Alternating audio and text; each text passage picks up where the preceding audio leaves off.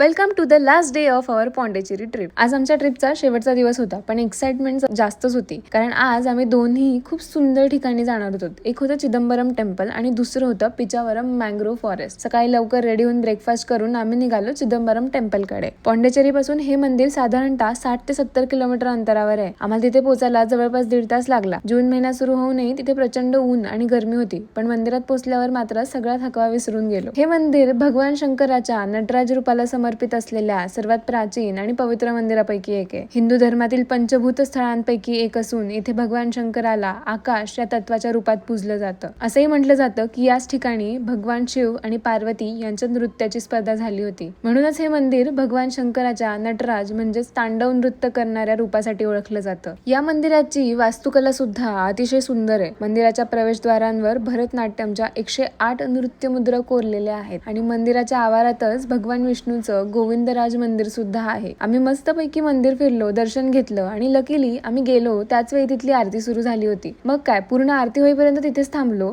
आणि त्या सुंदर वातावरणाचा मनसोक्त अनुभव घेतला. दर्शन झाल्यावर अर्थातच आता भूक लागली होती, म्हणून मंदिराजवळच असलेल्या आनंद भवन मध्ये गेलो आणि मस्तपैकी लंच केला. हे सगळं करून बाहेर पडेपर्यंत आधीच दुपारचे 3-3:30 वाजले होते. आता आमच्या आजच्या दिवसातलं सगळ्यात एक्साइटिंग ठिकाण अजून बाकी होतं.